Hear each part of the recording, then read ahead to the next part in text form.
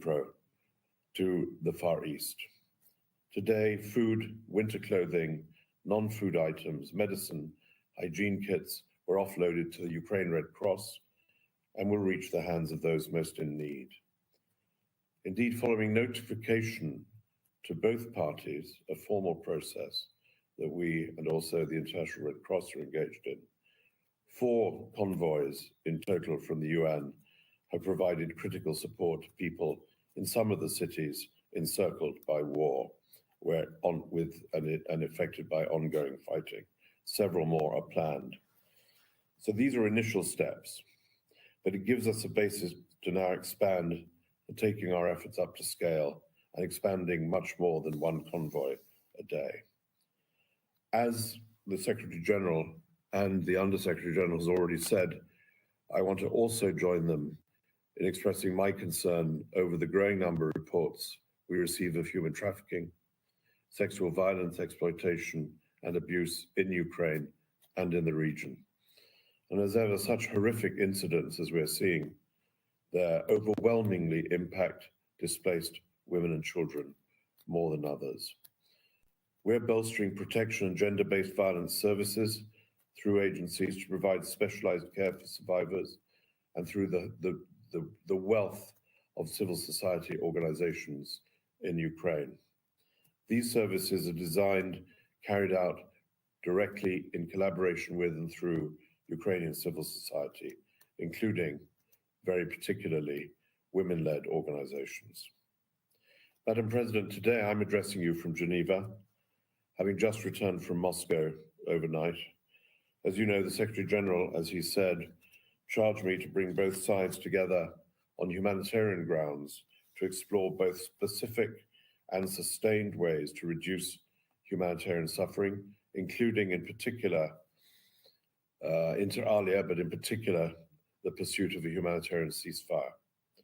Yesterday in Moscow, I had long and frank exchanges with the Minister of Foreign Affairs, Sergei Lavrov, and his deputy, Sergei Vershinin, and then separately with Alexander Fomin, the Deputy Minister of Defense. In my meetings with these senior officials, I discussed also, in addition to these possibilities of humanitarian ceasefires, I discussed the issue of humanitarian convoys of safe passage, including the 4 which I've already referred to. I outlined possibilities for building further on that cooperation, sharing specific suggestions for mutually agreed upon military freezes to allow for evacuation of civilians and for the safe passage of life-saving aid, in effect for humanitarian pauses in different parts of Ukraine to save lives and bring back a modicum of safety for those living in those places. My counterparts in Moscow received these suggestions, assured me of their intent to carefully study those ideas, which I left with them. And we agreed to remain in close contact. And I came away from these meetings believing that we have a very long road ahead of us, but it must be traveled.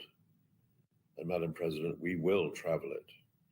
Tomorrow I plan to travel to Ukraine to have discussions with senior authorities from the Ukrainian government in Kyiv on Thursday on these same issues and others that they will no doubt present to me, and also to see firsthand with our crisis coordinator, Amin Awad, the humanitarian response.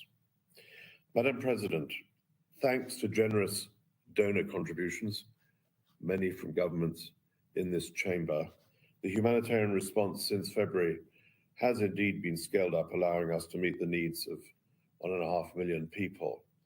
We will need sustained financial support for needs in Ukraine. And like the Secretary General, I want to stress, as he has done consistently, that funding must not be diverted from other crises. And Madam President,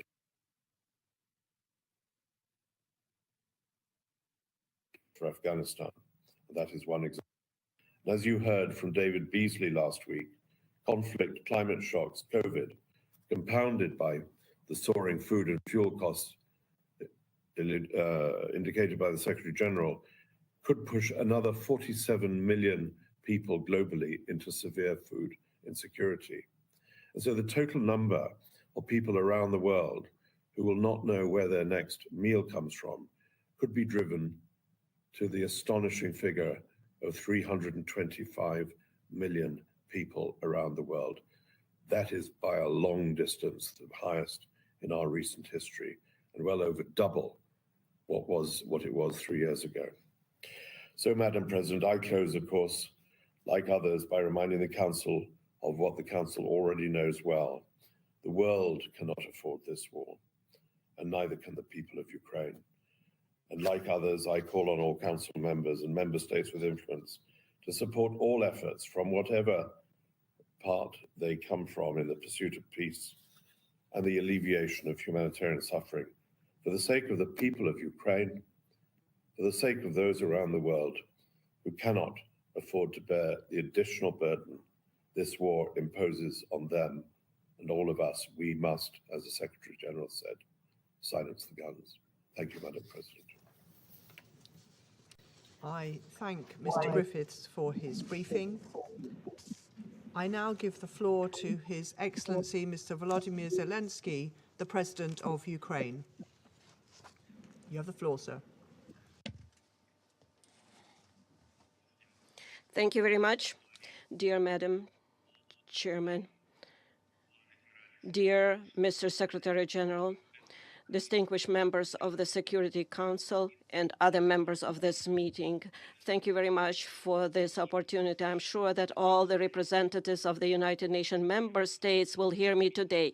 Yesterday, I returned from our city of Bucha, recently liberated from Russian troops, not far from Kiev. So there is not a single crime that they would not commit there. The Russian military searched for and purposefully killed anyone who served our country. They shot and killed women outside their houses when they just tried to call someone who is alive. They killed entire families, adults and children, and they tried to burn the bodies. I am addressing you on behalf of the people who honor the memory of the deceased every single day, in the memory of the civilians who died, who were shot and killed in the back of their head after being tortured. Some of them were shot on the streets, others were thrown into the wells, so they died there in suffering. They were killed in their apartments, houses, blowing up grenades.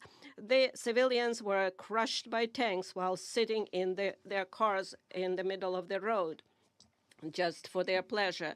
They cut off limbs, cut their throats, slashed their throats. Women were raped and killed in front of their children. Their tongues were pulled out only because the aggressor did not hear what they wanted to hear from them. So this is no different from other terrorists such as Daesh, who occupied some territories. And here it is done by a member of the United Nations Security Council, destroying internal unity, borders, countries, and taking the right of more than a dozen of countries who are self-determined and independent. They pursue a consistent policy of destroying ethnic and religious diversity. They inflame wars and deliberately lead them in such a way that to kill as many regular civilians and cities, to leave the country where they deploy their troops in ruins and filled with mass graves. You all see that.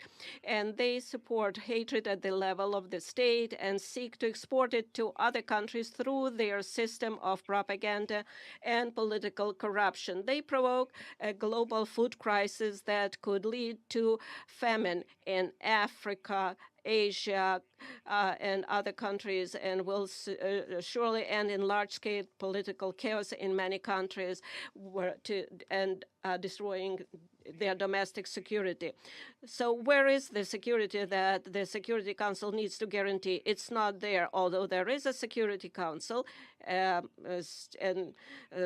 So where is the peace? Where are those guarantees that the United Nations needs to guarantee? It is obvious that the key institution of the world, which must ensure the coercion of any aggressor to peace, simply cannot work effectively. Now the world can see that what Russian military did in Bucha while keeping the city under their occupation. But the world has yet to see what they have done in other occupied cities and regions of our country. Geography might be different or various, but cruelty is the same, crimes are the same, and accountability must be inevitable. Ladies and gentlemen, I would like to remind you of Article 1, Chapter 1 of the UN Charter. What is the purpose of our organization? Its purpose is to maintain peace and make sure that peace is adhered to. And now the UN Charter is violated literally, starting with the Article 1. And if so, what is the point of all other articles? Today, as a result of Russia's actions in our country, in Ukraine, the most terrible war crimes of all times we see since the end of World War II, and they are being committed. Russian troops are deliberately destroying Ukrainian cities to ashes with artillery and airstrike. They are deliberately blocking city, creating mass starvation. They deliberately shoot columns of civilians on the road trying to escape from the territory of hostilities. They even deliberately blow up shelters where civilians hide from airstrikes. They are deliberately creating conditions in the temporarily occupied territories so that as many civilians as possible are killed there. The massacre in our city of Bucha is only one, unfortunately, only one of many examples of what the occupiers have been doing on our land for the past 41 days. And there are many more cities, similar places where the world has yet to learn the full truth. Mariupol, Kharkiv, Chernobyl, Tyrka, Borodyanka, and dozens other Ukrainian communities. Each of them is similar to Bucha. I know, and you know perfectly well, what the representatives of Russia will say in response to the accusations of these crimes. They have said that many times. The most significant was after the shooting down of the Malaysian Boeing over Donbass by Russian forces with Russian weapons, or during the war in Syria. They will blame everyone just to justify their own actions. They will say that there are various versions, different versions, and it is impossible to establish which one of those versions is true. They will even say that the bodies of those kills were allegedly thrown away, and all videos are staged. But it is 2022 now. We have conclusive evidence. So there are satellite images. We can conduct full and transparent investigation. That is what we are interested in. Maximum access for journalists, maximum cooperation with international institutions, involvement of the International Criminal Court, complete truth and full accountability. I'm sure that every member state of the UN should be interested in this. For what? In order to punish once and for all those who consider themselves privileged and believe that they can get away with anything. So show all the other potential war criminals in the world how they will be punished. If the biggest one is punished, then everyone is punished. Why did Ukraine come to Ukraine? I will tell you, because Russia's leadership feels like colonizers. In ancient times, they need our wealth, our people. Russia has already deported hundreds of thousands of our citizens to their country. They abducted more than 2,000 children, just simply conducted those children and continue to do so. Russia wants to turn Ukraine into silent slaves. The Russian military are looting openly the cities and villages that they have captured captured. This is wide-scale looting. They are stealing everything, starting with food, ending with earrings, gold earrings that are pulled out and covered with blood.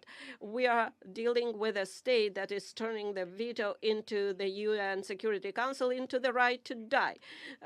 This undermines the whole architecture of global security. It allows them to go unpunished. So they are destroying everything that they can. So if this continues, the countries will rely only on the power of their own arms to ensure their security, and not on international law, not rely on international institutions.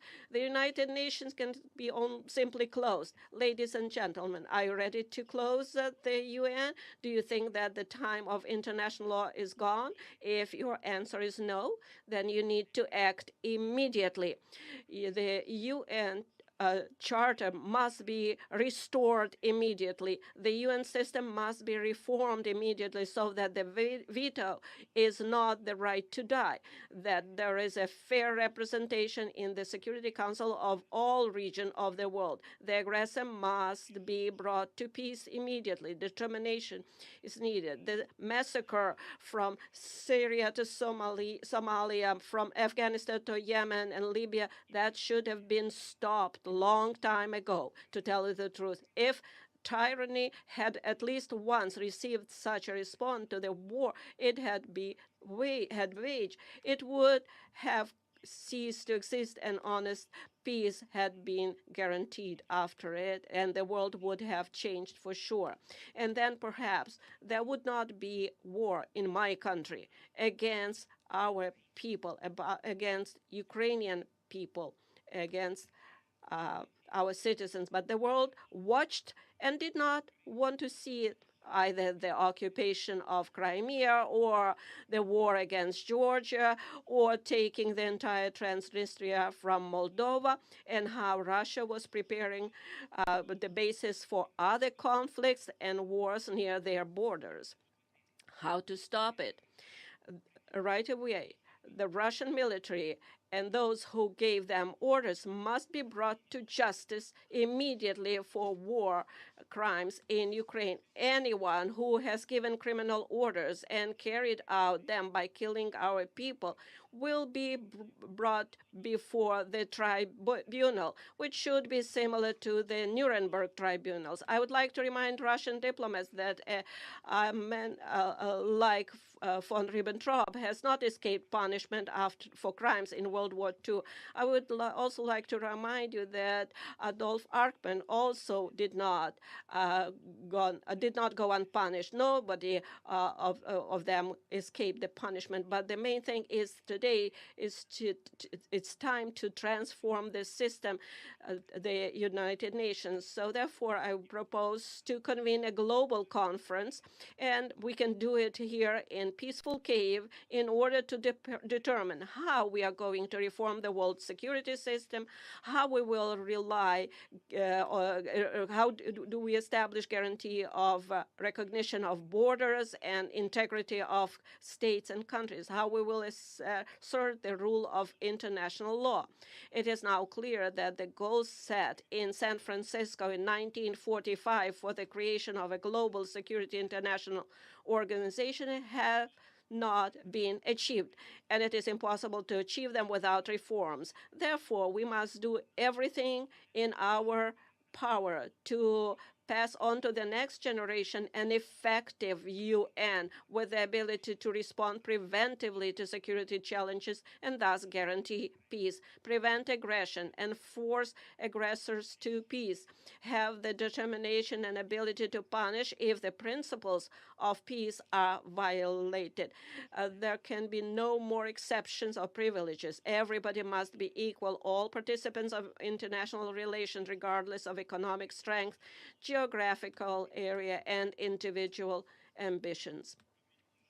The power of peace must become dominant. The power of justice and the security power, as humanity has always dreamed of it. Ukraine is ready to provide a platform for one of the main offices of the newly updated security system, as similar to the Geneva office that deals with human rights, and Nairobi office that deals with environmental protection, and in Kyiv we can have U24 office that can specialize in preventive measures to maintain peace. I would like to remind you of our peaceful mission in Afghanistan, when we Ukrainians evacuated from that country more than 1,000 people from at our own expense. It was a very difficult phase, and Ukraine came to their help. We took in people of different nationalities, ethnic groups, different faiths, Afghan citizens of the European countries, U.S., Canada. We did not look who needed help. Was it one of our own or somebody else? We helped all of them. We saved everyone. If every time there was a need, everyone in the world would be confident that help would come, the world would be definitely safer. Therefore, Ukraine has the moral right to propose a reform of the world security system. We have proven that we helped others not only happy time, but in dark times too. And now we need decisions from the Security Council for peace in Ukraine. If you do not know how to make this decision, you can do two things. Either remove Russia as an aggressor and a source of war, so it cannot block decisions about its own aggression, its own war, and then do everything that we can do to establish peace. Or the other option is, please show how we can reform or change, dissolve yourself and work for peace. Or if there is no alternative and no option, then the next option would be dissolve yourself altogether. And I know that you can admit that if there is nothing that you can do besides conversation, we need peace. Ukraine needs peace, Europe needs peace, and the world needs peace. And finally, I would kindly ask you very much to watch this short video. Please give us 1 more minute of your time, the video that we want to show that one country can violate rights. And that's the result of being unpunished.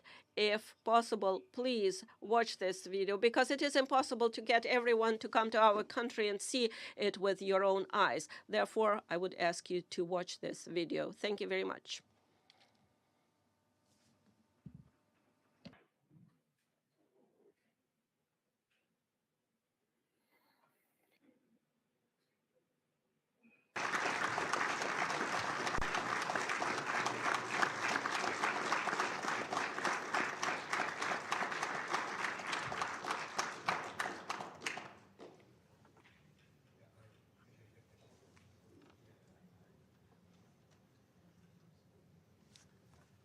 The video.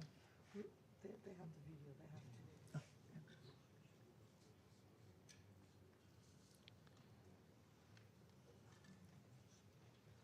I'm not sure. The video, is it just coming?